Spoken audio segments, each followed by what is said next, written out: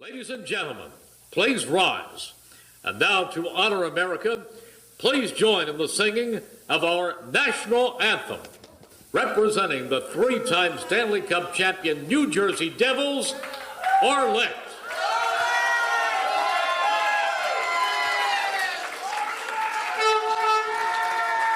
I feel like I'm at a game. Oh my gosh. Oh, say, can you see by the dawn's early light what so proudly we hailed at the twilight's last gleaming, whose broad stripes and bright stars through the perilous fight o'er the ramparts we watched were so gallantly streaming, and the rocket's red glare, the bombs bursting in air, gave proof through the night that our flag was still there. Oh, say, does that star-spangled banner yet wave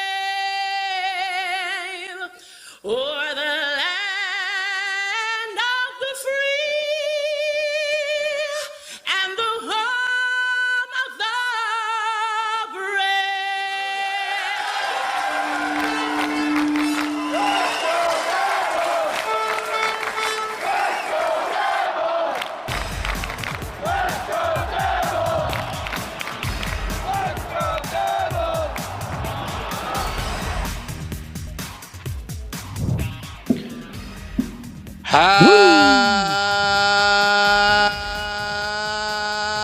Happy Devils Sunday! This is the Let's Go Devils podcast, season 3, episode 49, titled Getting Lucky. I hope the Devils are getting lucky this Friday. The draft, the NHL draft lottery. 3 for 3, baby. Are you getting lucky? Are you getting lucky, everyone? I am your host, Sam Wu, here with Beer Baron, Shorts Guy, and Scotty of Sirius XM Liquid Metal. You love doing that. This is episode 49. Really Scotty really just my, Venmo'd him $4. Every Sunday at 8:50. Every Sunday at 8:50, Venmo $4. Say it. Yeah. It also counts as my demo. Maybe I'll get a job just doing that all day long. Scotty, right? Sirius XM. Yeah, because I heard the guy at NFL radio on Sirius. He sits by the pool. He's the voiceover guy, and someone told me he makes a good 6 figures a year sitting by his pool, and then he gets the call, and he's got one of those like 1980s portable phones. He's like, "Yeah, I'll spend an hour, and I'll just rip out a couple voiceovers," and then he goes back to the pool. Is that true, Scotty? Yeah. Yeah, he's like the Tony Montana guy of voiceover artists, basically. That's what you're describing there. Yeah, so this is the Let's Go Devils podcast on the Primetime Radio Network, all powered by Nova Product Design. Jake Wakely is watching. Jake Wakely, congratulations on your new podcast. We heard about it.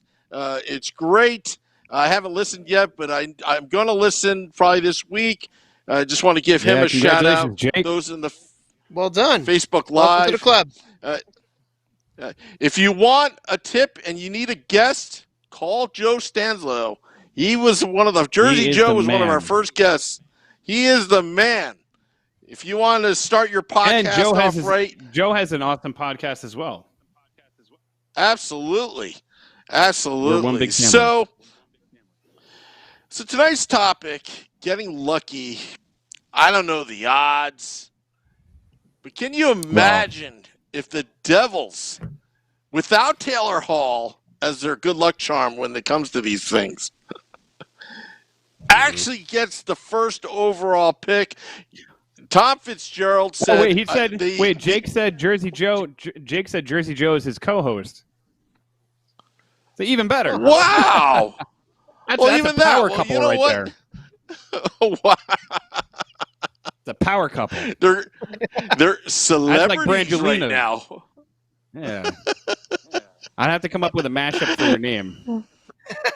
Like Wake Slow.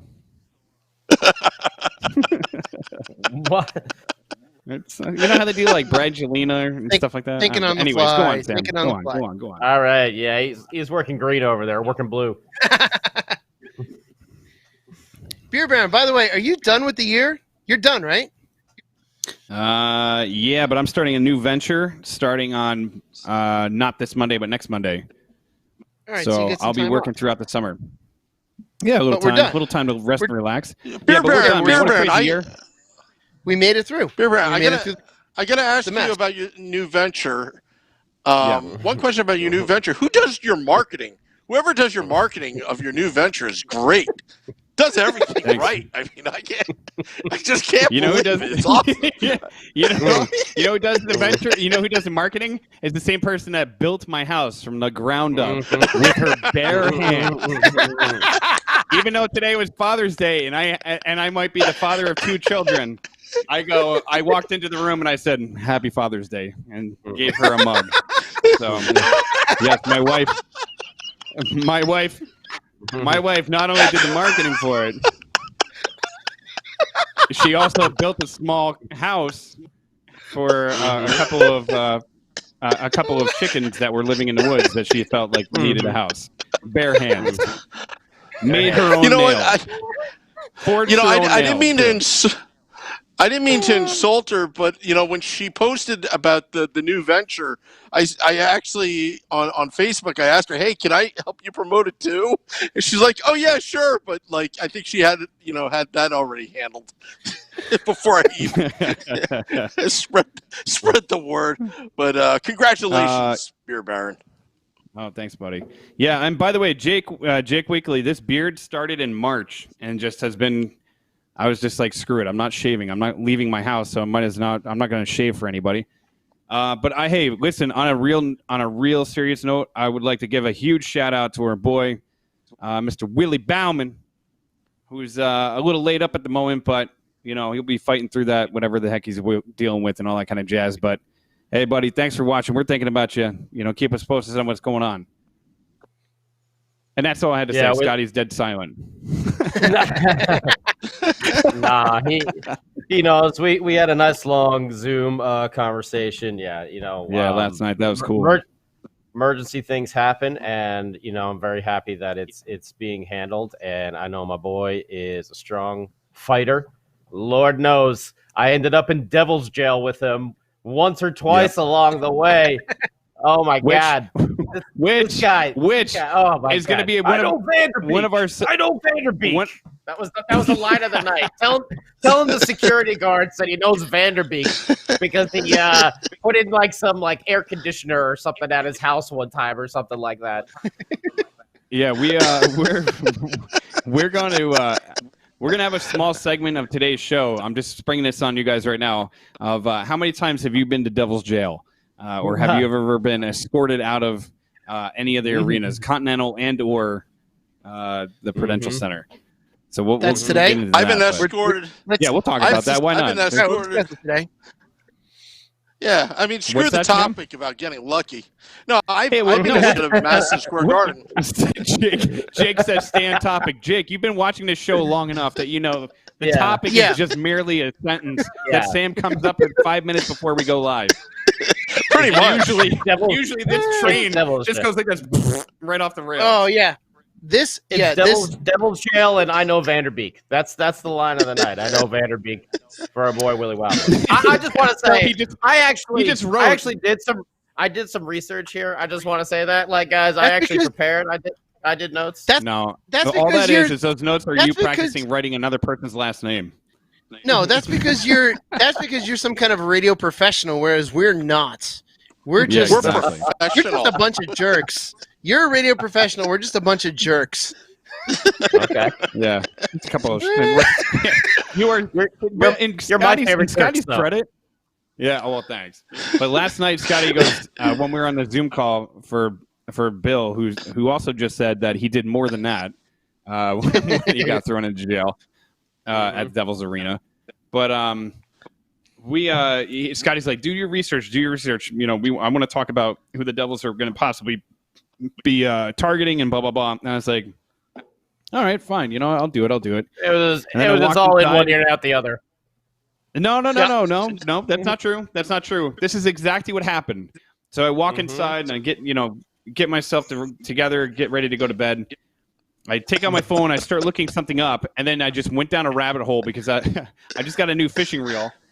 And as soon as I looked at that, I go to open up a new window on my phone, and there's an Amazon thing, and I'm like, oh yeah, I got to get this. And then next 4 hours just on Amazon looking at dumb, pointless things. So, I need to, so Beer Baron.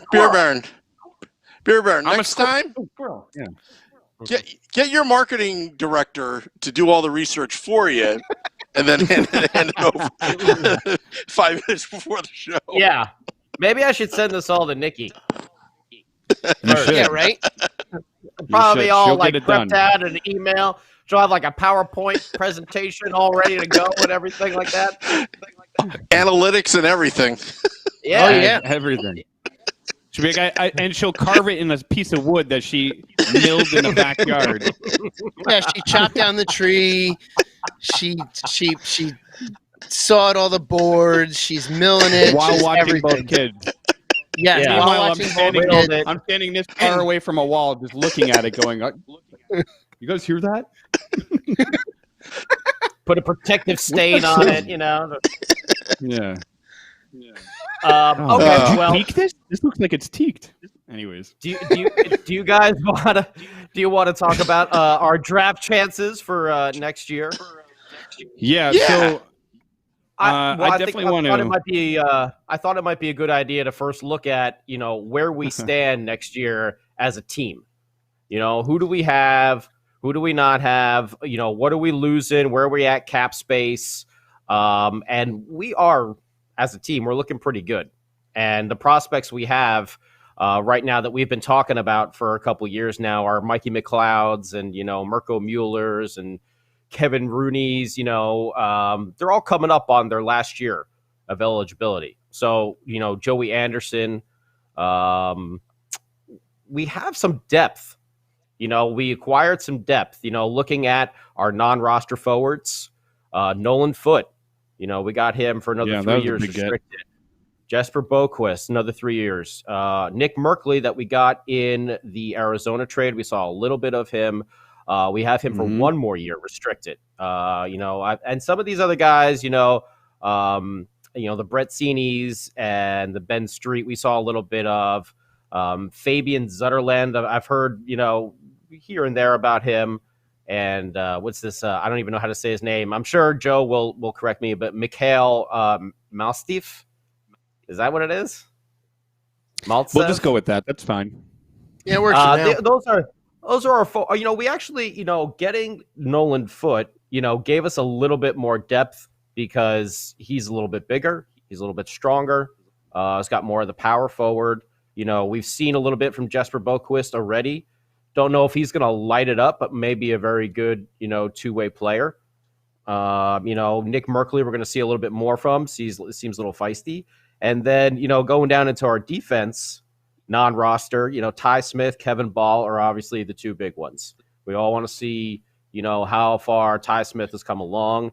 And we've all heard great things about Kevin Big Balls. All right. The guy's a monster. He's got a rocket shot. He may be that big bruising force that the team really needs. I sometimes feel like the team is a little small and gets pushed around. I know that's just my opinion right there. I agree. But, I think having a monster like that to go out there and wreak a little havoc every now and then is a good thing and keeps some people in check. And then we go back to our regular team, PK, Damon Severson, Will Butcher. After that, you got Connor Carrick, Mirko Mueller, Dakota Mermis, which we saw a little bit of. Are all those guys long-term solutions? I don't know. We have to. Yeah, great name. Great name. That sounds like a Keanu Reeves like a Keanu Reeves character from a movie right there. Yeah. Johnny Yeah. Utah. You got Johnny Utah playing on the wing, and you got Dakota Yeah. Murmis, Dakota FBI Murmis. agent. And then we go back to our forwards. And for this next bunch, we're kind of locked in for the next 2 years. Travis Zajac, Kyle Palmieri, Nikita Gusev, Miles Wood, Pavel Zacha, right. Jack Hughes. So and let Nico. me wait. Time out. Let me stop you real quick. So there's a few things that I want to kind of talk about tonight, because the whole getting lucky thing. So first of all, Jake Wakely, he said, I'm going to rewind a little bit on my thing here. So to give Jake credit, he said the best case is the Devils stay at 6.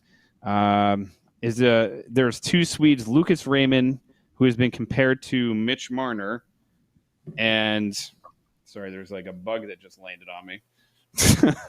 And Alexander Holtz, who is being compared that he has a shot like a Line.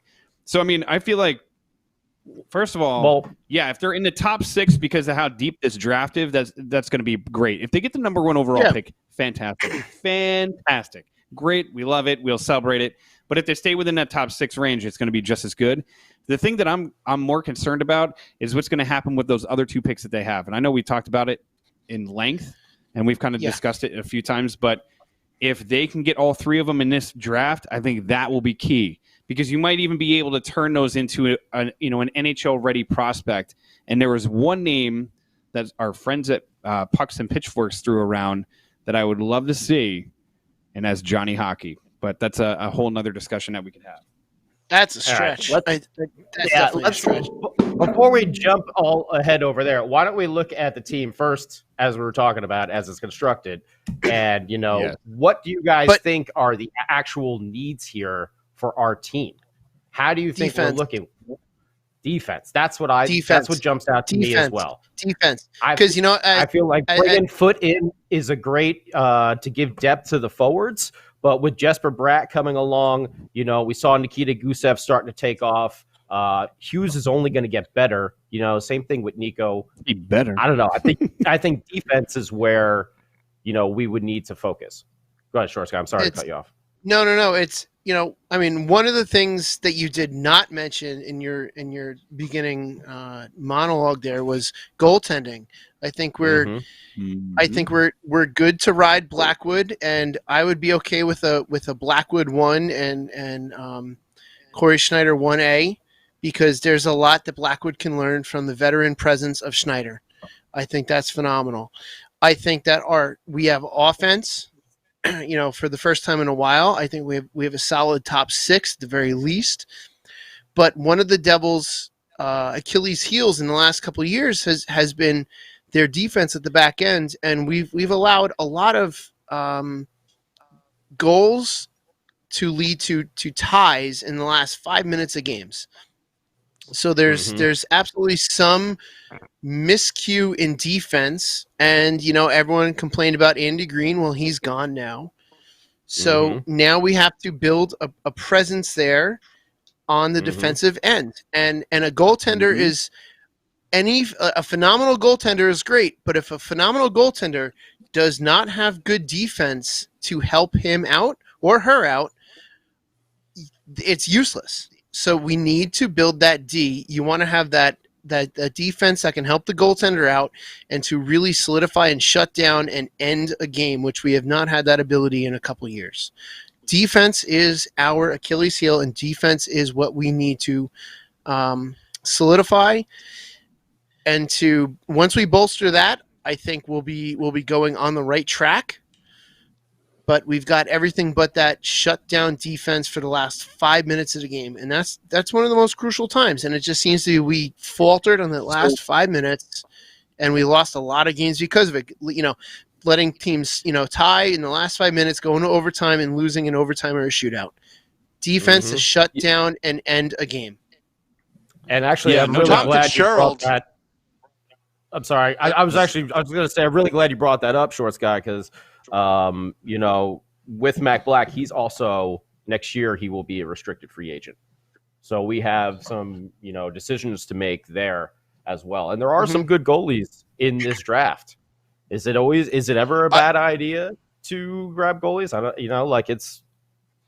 I don't know. Tell you what, though, it's I think a good draft policy, and again, I'm not the one making this decision, but you take the best available player at the time that you draft.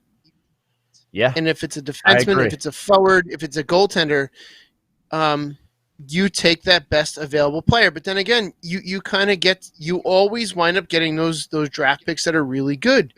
I always like bringing up with people that, Calgary traded up to get Trevor Kidd, and we got Brodeur later on in that first round. Yeah, but sometimes that's also like the luck of the draw, because you could think that somebody's going to be a stud, and you can look at many guys that were even first overall picks that had the pedigree, that had the credentials, came to the NHL and completely flopped. And agreed. And you want to know what? I have trust in what the Devils have as far as their scouting system, because we could have picked Nico or Nolan Patrick, and we picked Nico, and it was the better of the two picks.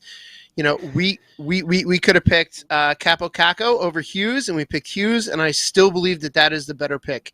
I think that our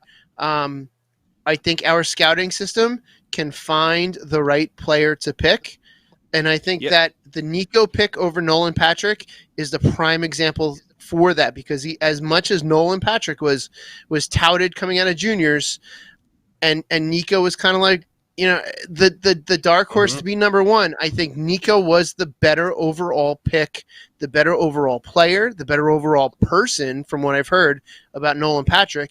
And they look at everything. Join the Army. Well, Nico had to join the Army. Shots fired at Nolan Patrick there. Ooh. No, because you know what? I love it. I've not. I love it. No, but you know what though? What's Nolan Patrick doing? Swilling beers. Yeah, so he's like us. But Yeah. Anecdotally, I've heard things about Nolan Patrick that he's not, that he's not been approachable, and also he is injury prone, and the Devils got that pick right. I will say this. Nico became the overall. At first, Nolan Patrick was considered the first. Top Nolan prospect. Patrick was Nolan Patrick. He was considered to be the first overall pick like 2 years before his draft class. Yep. He was touted as being that next big pick, and then Nico came out of nowhere, and everybody was like, I remember leading up to that draft, there was conversation of like, I was like, all right, Nolan Patrick, it looks like this is going to be the number one overall pick. I didn't know that the Devils were going to get the number one pick, but just watching the draft and like following it as it got closer, you're like, oh, this is a guy. It was weird because Nico's name started to emerge, I want to say like a month and a half, 2 months before the draft happened. And then all of a sudden, like his name started to become a little bit more prevalent on some of the websites that you go and read. And I don't want to say out of nowhere, but maybe it's obviously because he played overseas, so he maybe didn't get a lot of the press over here. But I 100% agree that they took the right guy. Here's an interesting question, and I'm not trying to play devil's advocate with this, but no pun intended. But now that Ray Shero is gone, how much of that scouting team that scouted for Nico, that scouted, the last couple drafts, how many of those scouts are left, and what does that scouting department look like? Is it a brand new department that's going to be looking at the talent? No. So we can't really I don't know if we can rest on the laurels of what they've done, because is it going to be a brand new set of people? No, I think it's the same, because Fitzy was kind of just number two in charge over there and kind of took the reins over from Ray. From the way I read it, maybe Tom is redoing everything, but it really felt like, from the way the reportings that I saw, that he was kind of being mentored into that role a little bit, So, but maybe I misread it. Short Scott, what do you think? I mean, let's think of the timeline. So, Shero was let go. What was that? February? I know we were on air, Sam. I can't remember when it was, but it was February, wasn't it? February, late February. Yeah, late February, I believe, when we were on air at PJ. January? January. At some point. We were on air at PJ Ryan's, the home of the Let's Go Devils podcast, the Devils home games. And let's think about this. After that, there was a month and 2 weeks of hockey left. So for them to do a complete revamp of their scouting system within that short amount of time from what we have, and everything stopped. Everything came to a dead stop in March. So I don't know if a lot of what was scouted prior to Shiro being let go would have changed, because not much changed between when Shiro let go and there was a dead stop in everything. So you have to think that, let's say even at the time that Shiro was let go, they fired everyone, which you never heard yes or no to that. But even let's say, let's playing devil's advocate, like Beer Baron said, let's say everyone was just fired that day, they brought in new people. Not much changed between when that moment happened and when the dead stop happened. So you got to think that everything remained very similar to what they already had in their database. Okay, so here's another stick to throw in the spokes. All right. So you have, I just came up with that. That's pretty good. So just thinking about the draft, and then you said something that kind of like sparked something in my brain. When everything stopped. So junior stopped a hell of a lot sooner than the NHL stopped. AHL stopped before the NHL stopped. So everything was stopping way before the NHL stopped. So all these kids that are getting ready to get drafted, I'm so curious to see if this stoppage in hockey, because the way the world had to just put everything on pause, if this is going to affect certain players' draft prospect, because I don't think they're going to be able to do a combine the way they normally do, right? So they're going to probably have to go based off of metrics and all the other things that they would see, previous stats from wherever they were playing, and they're not going to be able to do the up-close personal type of workouts, or at least I don't think they can at this point right now. I think most of those seasons were wrapped up, though, weren't they? They were coming to an end, if not wrapped up. And the personal interviews you can do, via Google Meet or Zoom, which we've all done that before. And as far as the combine's concerned, what? I just want to say Ryan Mann wants to know if we're going to be having a draft lottery podcast on Friday. Sam, do you want to answer that question? Go ahead, Sam. Yes, we will have a reactionary podcast. We'll be live after the NHL draft lottery, like real live, not fake live. We're not going to pre-record because we can't do that, because we can't pre-record not knowing, what the... No, I Scotty? think Scotty froze. He's No. I was waiting for Sam. Go ahead, Sam. Sorry. Oh, no, I'm just saying that we can't pre-record because we don't have any, inside information who got what. I mean, that'd be, and if we did, we would go live because we'd like to get that out.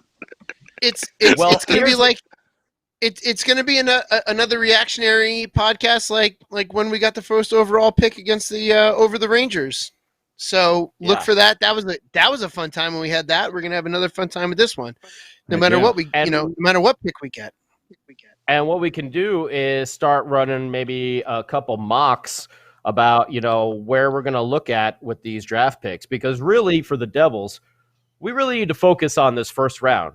Because if you don't know, we ain't got picks in rounds 2 or 3. We're hopeful to have 3 in the first round.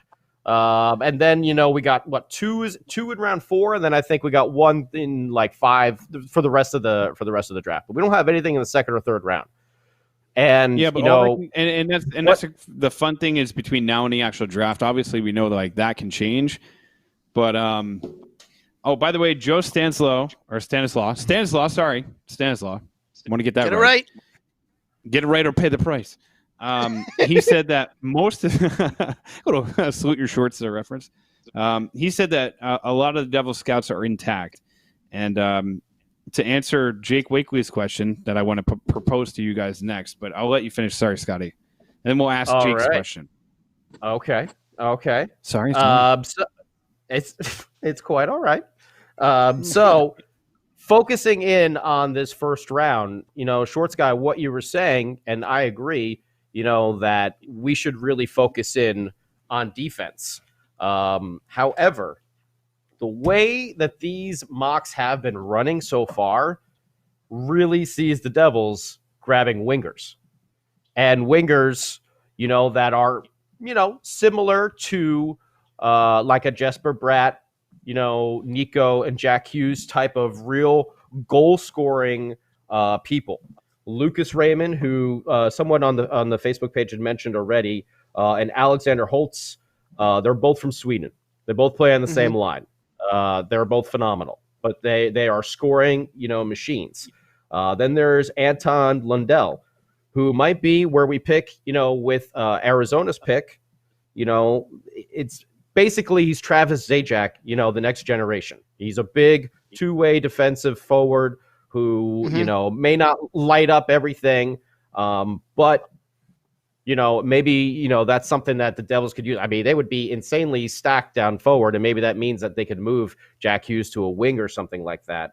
Lucas Raymond, the way they described him also reminded me kind of Zach Parise, always going for the puck. Whenever the puck was in the zone, you saw Zach skating, and he was always moving towards the puck like that.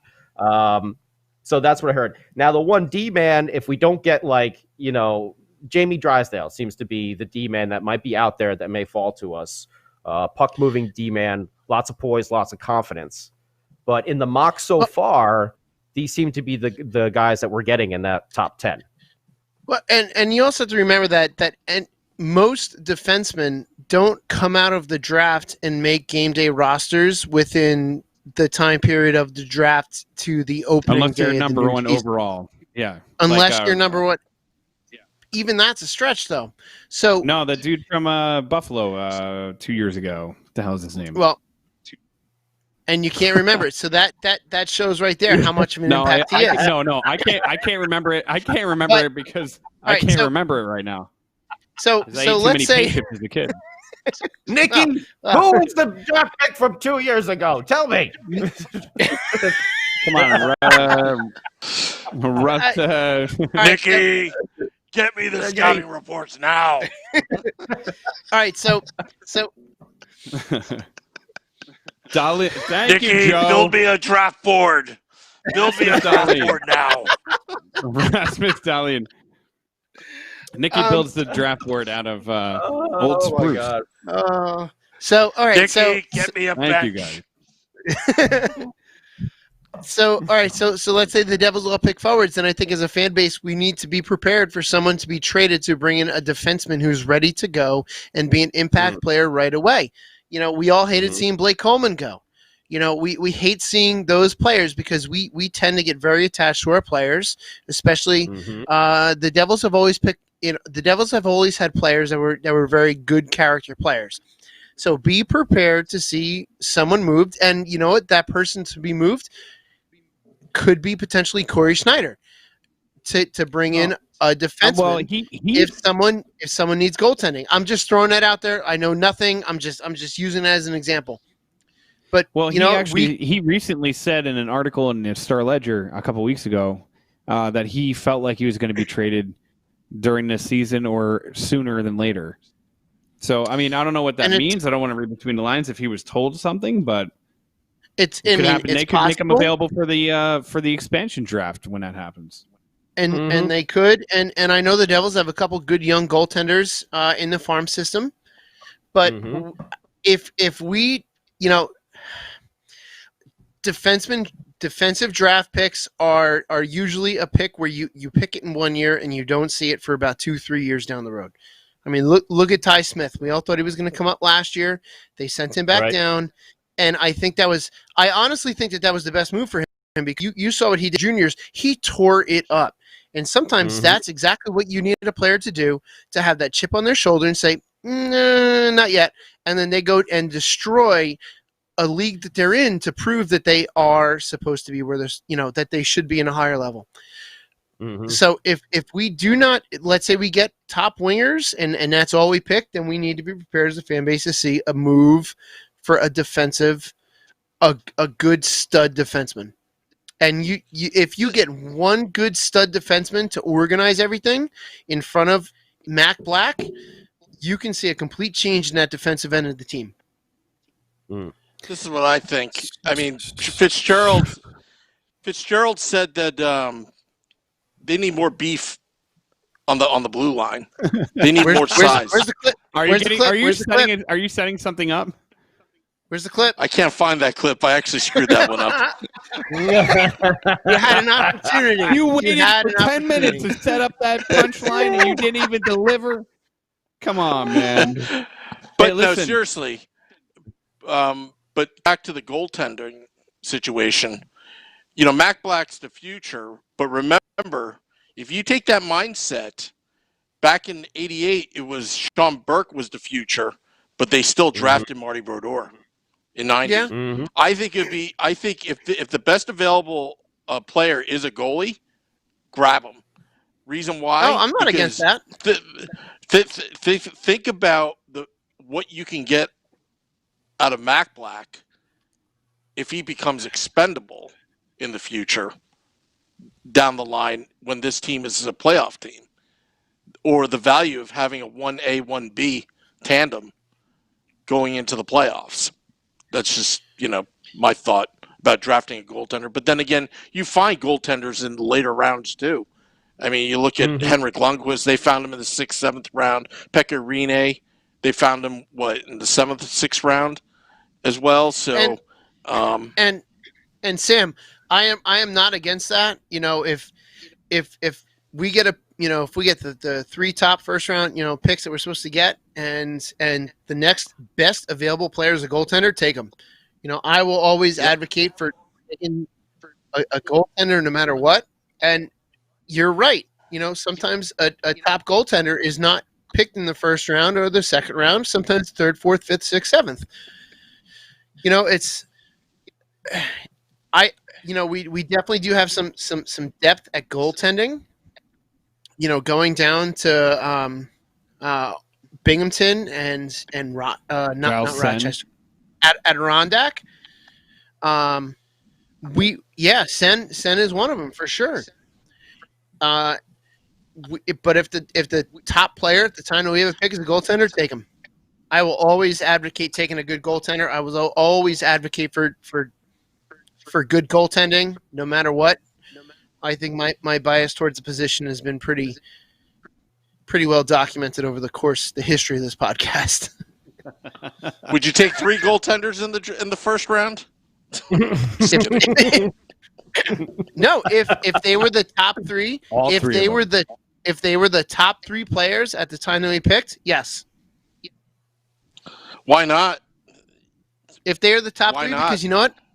If they become tradable, you have something to trade for.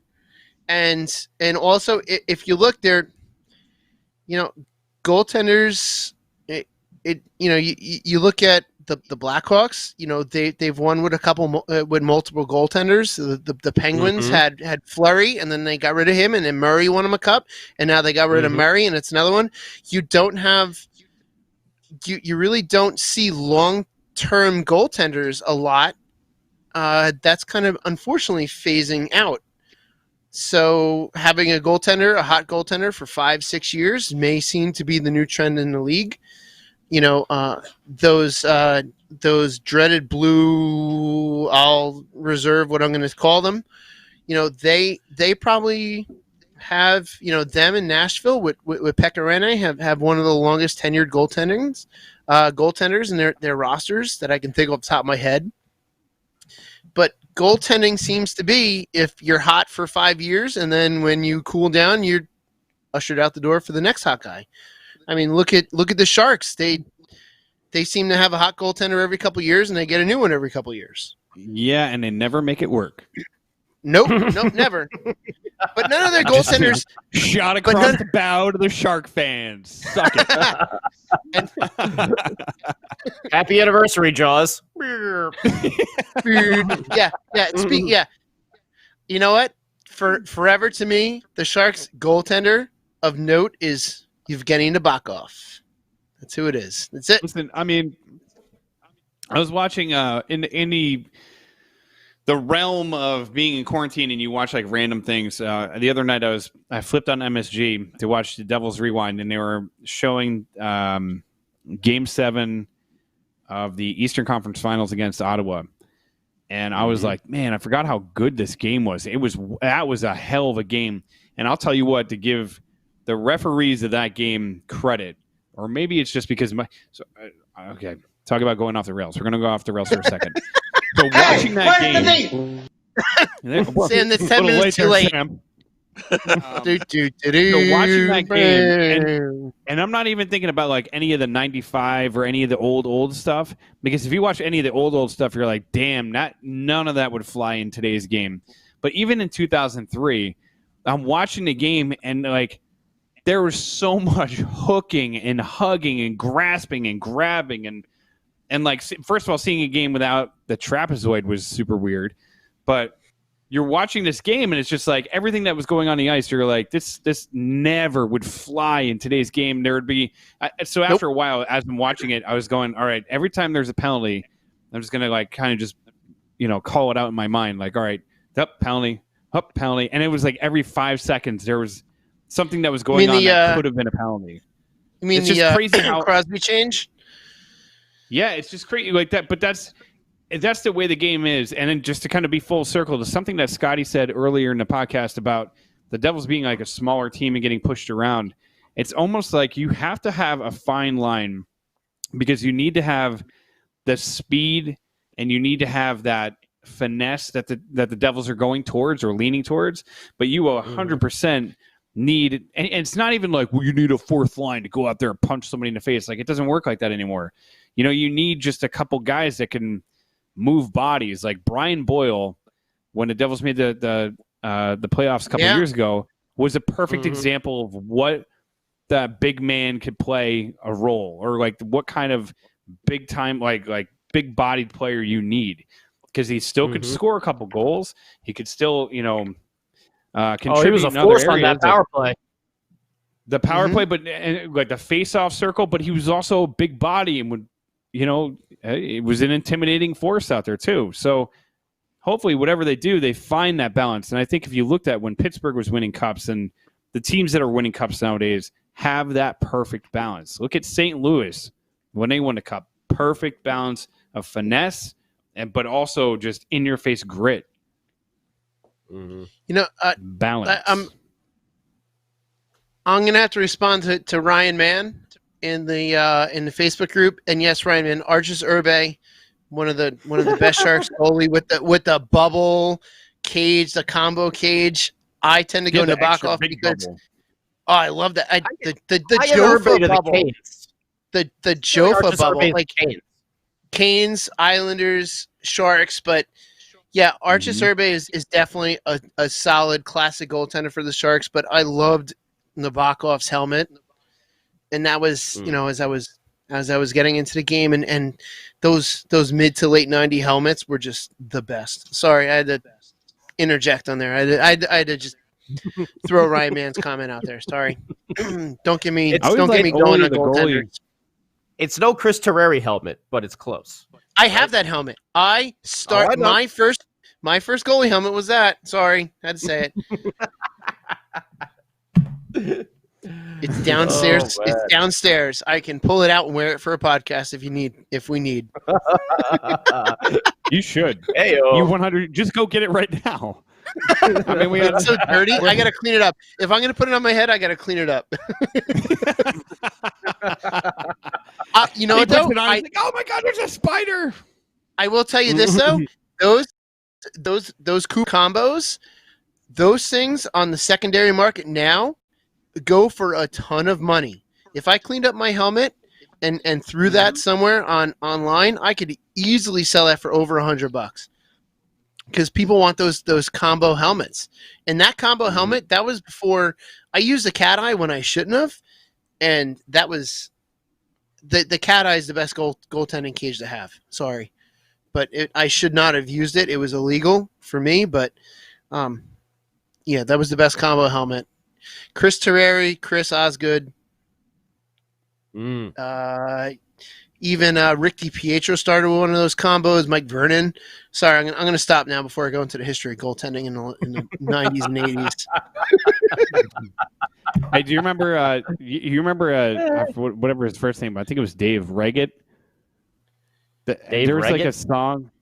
There was a song. He played for the Penguins. He was a goaltender for the Penguins. Oh, Ken Reggett. Reggett. Ken Reggett. There you go. Ken Reggett. There's a Yeah. song. What the hell was the song that they used to play at the Continental all the time during like warm up skate? And you would just replace the word with Reggett anyways. So now, like whenever I hear that song randomly, I think of Ken Reggett.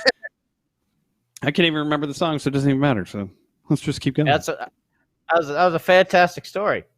Yeah, seriously. You want to tell it no again? problem. Hey, Yeah. Speaking of stories, I did allude to this earlier in the podcast about going into some of our finer moments of have you ever been to Devil's Jail? So All right, let's go to that conversation. Let's go to that conversation. Hey, where's the beef? And there's the beef. So one of the many fun things that happens if you ever get rowdy at a game is you get escorted out. Sometimes you get escorted to a very special area where they take your picture and tell you never to come back until you write a letter of apology, and then you're allowed back. I personally have escaped this jail many a times by being fleet of foot or just blending into crowds or taking off my jersey and stuffing it under my shirt or other concepts that, you get away with. A few of my friends, one being included, has been to this jail on more than one occasion. I have. And I have. I thought it'd be a fun conversation to have. Only once. And speaking of which, our friend that we were talking about before, one of my favorite stories of all time, and we talked about it last night, is he was getting kicked out of the Rock. And he comes back. We meet up with him after the game, and we're like, wait, did he get what? Did he get thrown into the mobile command unit outside? No, not that one. I don't know. No, I don't know. No, it never got that far. No. Internal. There's another. Never got arrested. I have a story about that when you're done. I'm surprised none of us ever ended up in that mobile thing, but so anyways, so he was we meet him after the game and we're like, dude, what happened? He's like, yo, security guard grabbed me at the top of the stairs and threw me down the stairs. And we're like, oh my God, like what in the world? Like how this is insane. I can't believe some dude just threw you down the stairs. You could sue them. You're gonna make millions of dollars. Or like I don't like how does this happen? He's like going on and on. Weeks later, fast forward weeks later, we're sitting around drinking one night, and he's like, "Hey, remember how I was telling you about how I got thrown down the stairs?" I was like, "Yeah." He goes, "No, that never happened." I'm like, "Oh, you lied about it?" He goes, "No. They escorted me to the top of the stairs, and then I laid down, and I rolled down the stairs, and I started yelling, He threw me down the stairs." Yeah. So that's the kind of stuff. So Cosby impression. Yeah, pretty much. So one of our friends, a 208 regular, we'll change his name for the sake of anonymity. We'll call him. Bill said I ran. You didn't run. You rolled. You rolled. Well, actually, did not run. You short rolled. guy. What, Short Sam? guy. You and I were both there actually. That was opening day. That was the first game at the Rock. Well, there was two incidents that day, but let's start with. All right. Let's start with the who, the gambler. So let's call him the gambler. Yeah. Okay. So we're gonna call this. We're gonna call this friend the gambler. Yeah. It was opening. Shut up, Kenny. So the gambler had a couple adult beverages prior to the game. And it was our first night in the new arena and was confused and didn't know where to go and wound up entering the wrong bathroom. He wound up entering the women's bathroom. They weren't labeled because the arena was still. They weren't labeled. It was in a brand new building. They didn't have labels on the bathrooms. Actually. So he was approached by security and escorted out to the mobile command unit outside, and was sitting in there. And I guess Bill did. He was mobile. He was a professional educator in the great city of Newark, and the people in the mobile command center threatened to take him to his principal's office, and he called their bluff. He said, "Go ahead." He lives down the street. However, he also said that as he was sitting in the mobile command unit and he's looking out the window, who pops their faces in front of the window to go get his ass out of there? Sam and myself just show up in the window. Like, our eyes like, oh, look, it's us. And we pulled the gambler out of the mobile command unit in the first day of the new arena. I'm just picturing Kenny Rogers doing all this. It's amazing. Yeah. Like you guys pulling Kenny out of the mobile unit, all drunk wearing a suede vest. Yeah, absolutely. Well, actually, Shorts Guy, that was actually the second game. I'll tell you the reason why I remember that. I thought it was the first game. No, the first game ever. That's when I got food poisoning. I wore the goalie gear. The first game ever. I got food poisoning from the chicken fingers from the first period, and then by the third period, I actually threw up in the family bathroom, right? And then that was the game where we'll call him landscaper guy. That's when they walked up to the roof of the building because they didn't know where they were going, and they actually went. Remember when he passed out on the roof of the building and he went to the hospital? He was the first one to use the EMT services at the arena. You really have to Give it a test run. Give it a little test run. Yeah. I have. I will. Do you remember that incident? I vaguely remember that incident. I was probably. I know for opening day, I was a really close friend of mine from college. Her wedding was that day in D.C., and I left her wedding early to make sure that I was at the first game at the Rock. And I was there for the cocktail hour at the wedding, and then I went up to her to say goodbye, and she was a Capitals season ticket holder, and I was like, I gotta go, the Devils are playing.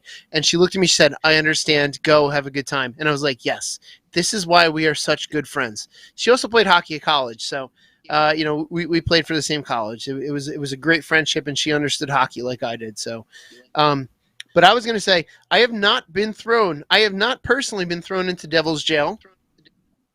I've been thrown into other professional sports teams' jail. I've been threatened walking into the building prior to a game. We used to have what we affectionately called beer for breakfast for day games, where this is back when the arena bar was still open. We used to get there at 11 in the morning and just drink as heavily as we could for about an hour and a half, which was quite heavily. And then another friend of the podcast, Pete, and I were walking into the building one day in a beer for breakfast game, basically leaning on each other because that was about as the only way we could stand up straight. A security guard kind of did one of these to us. Like, come here. It was like, if you read the back of your ticket, you could be refused entry for being too inebriated. And we're like, yeah, sure, whatever you say. And he let us go into the game. We just kind of went from there. So I've almost been rejected entry, but I've never been actually escorted out. Hey, man, I was almost rejected entry when I was Go ahead. Being escorted out of games is reserved for soccer matches. That's where I've been escorted out of games. I swear the last game at Continental against Ottawa, I thought we were all going to get arrested that night just because we hated the security guards at Continental. And I still have video. Yeah, I still have videos of that moment of us leaving, and it was just like the final stand, giving them the finger, throwing stuff at it. It was ugly, and it had nothing to do with the game. And then we turned to the Ottawa Senator fans, and they're all scared because we're going after the security guard. And then we're like, "Oh, good luck in the next round. We hope you guys go far." And they're like, "What the hell is this?" They thought that we were going to kill them while we're telling the redcoats to go F themselves. We had enough. We knew we were done. And I think we were handing out pink slips that night too. That's how bad we hated them. We handed out a bunch of stuff. I reserve all of my rejections and unceremonious exits from arenas for soccer matches, and not hockey games. Well, Scotty was there one time that we it was the Devils Flyers playoff game, and I want to say this was in 2008, around that area, because it was at the Prudential Center. So a bunch of us got decent seats. We were like center ice in the second tier or whatever the hell it was, and we're like, let's go to this game. So we go to the game, and we're having a great time until the Flyers win. And we all know what's worse. Yeah, what's worse than a bunch of Ranger fans at a game is a bunch of Flyer fans at a game. So there was this group of dudes that was next to us the whole time, and they were just jawing. And so we're all jawing back and forth. So we're walking up the stairs, and all of a sudden we're getting to like an argument going back and forth. And there was somebody that was with us. I'll refrain from saying who it was to protect the innocent. And this is he underneath you? No, but he might be related to that person. So this person yelled at a Flyer fan, who then tried to jump over one of our friends and hit this other person. So a big scrum ensues. Like we're all scrumming, we're all like grabbing people, and you're just kind of like throwing people around. It's just melee, right? So in the middle of this, some guy grabs my jersey and pulls my jersey as I'm like grabbing somebody and like pulling him to the ground. I'm like, get that blank off me. I'm like, get off me. And for whatever, I keep in mind, I might have had a few drinks that night. So at some point, I decided in my mind that I would tell this guy like that I was an undercover cop, because I thought it was really funny. So I go, I'm like, get off me, man. I'm an undercover cop. I'm trying to break this up. And I'm like, trying to have fun in my own brain. And as this person's grabbing my shoulder and like swings me around, he goes, "You're a cop?" And I go, "Yeah, man, I'm undercover." I'm like, "Get off me." And he goes, "I'm a North cop, and if you're joking, I'm throwing you in jail." I go, "Yeah, I'm completely joking." And I like ran away. So yeah, a lot of fun times. You know what though? Have you guys ever scrums? Those scrums, those scrums you have they're a lot of fun. Oh, they're a lot of fun. So one of the funniest ones I ever saw is we were walking out of the building, and it was we beat the Rangers in a playoff series. It's at the Rock, not the infamous beat, but it was we beat them in a game. And as we were walking out, there was a bunch of Ranger fans that were just pissed, and they were screaming. And this one kid was being a real D-bag and just shoving people in the back. So he shoved this like kid who was probably like 14 years old, shoved him in the back. So I look at him like, dude, you're in Newark and you're surrounded by Devils fans. You'd probably be best that you stop doing that. He's like, hey, blah, blah, blah. The Rangers and some like stupid accent that I got. And so he's mouthing off.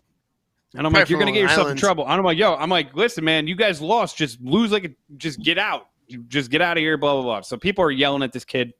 He's like trying to start fights with anybody that would go near him. So I'm like, you're going to get yourself in trouble, man. You're going to get yourself in trouble. So we go downstairs. We walk downstairs. We're walking out the door. And he's got his back turned to the door. He's walking backwards, and he pushes some kid. And the kid's like, yo, what are you doing? And a cop was standing right behind him. And the cop went to like, put his hands on him and just be like, hey, all right, calm down. And like pull him out the door just to get him out of there. And the kid turned around and punched the cop right in the face. And let me tell you what. Newark's finest surrounded this kid and jumped on top of him. And I swear to God, I walked over his legs as I was walking out the door, and I just go, dude, I told you were going to get yourself in trouble. And then other words were said. But it was like, those are those weird moments that like I'll never forget. Those are like weird scrums that happen at games and all that kind of fun stuff. Anyways. How about the draft class this year, huh, Scotty? So we devolved into talking about getting in the scrums at games, and that's fine with me. It happens. Short Sky, you don't remember that game? I don't remember that game. I do not remember. I remember a lot of things very vaguely from the 218 days. You know, have you I guys? all right, so the 218 days. So because people probably don't know, we tried. We would finish a beverage and put it on the line of the parking space, and we would see how far we can get along the parking space with empty beer containers. And there were a lot of games that we just got into the next parking space behind us. It was so no, Sam. There's a lot of 218 days that I don't have good recollection of. Have you guys ever watched the movie Shawshank Redemption? No, who hasn't? Mm-hmm. Yeah. Okay. You know, in the beginning, they play this game called Brass Fish, where they try to get one of the prisoners to just lose it, and then whoever is the first, wins the bet. Well, what we used to do in 218, we used to play Brass Fish, like a Devil's Flyers or Devil's Rangers game. We would all take bets which Ranger fan or Flyer fan will get kicked out, and we would try to instigate them the entire time to win the bet. So we would just rag on like the guy's kid or something, or just like do something awful just to win the bet. And I remember there was a Devils Flyers game. I think it was the beginning of January. There was probably a fight in every single section, but in our section there were fights and all that, but I think every single Brass Fish got kicked out of the game. Like one guy would get kicked out, then we find the next Flyer fan. It didn't matter, and they would just get kicked out. But you don't remember that? I mean, we were I don't, Sam. Yeah.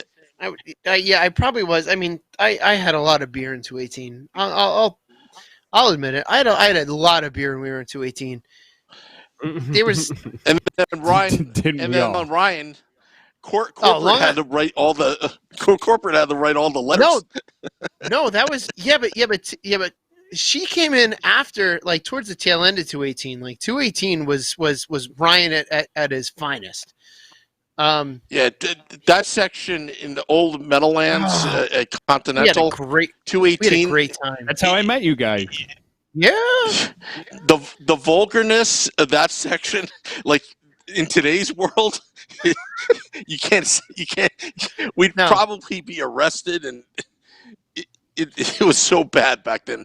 And even going back to like the mid '90s, there were, like, I was talking to this guy named Ferris. He said back in the mid '90s they used to light fireworks in 217. Anything. Hey, the '90s, man. Anything was possible. Yeah. Oh my god. Yeah, I would love that.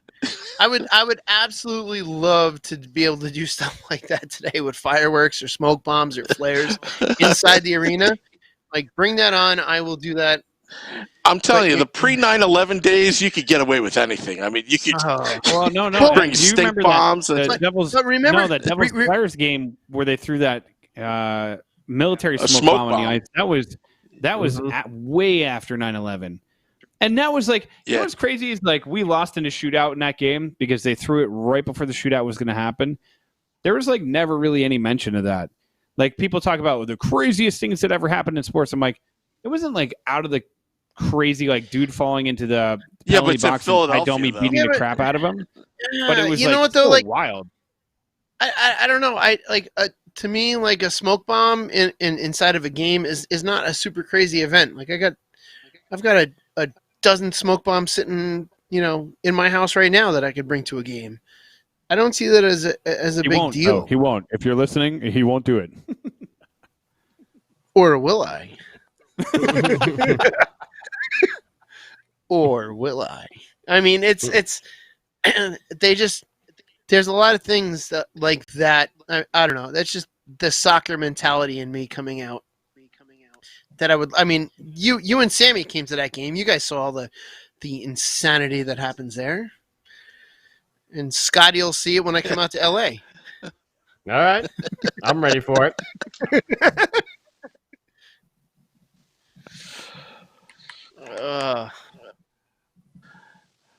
Well, should we close the podcast? Ryan, hold on. Let me. Ryan Man just asked, why the hell do you have smums? Because I can, Ryan, for soccer, and that's why.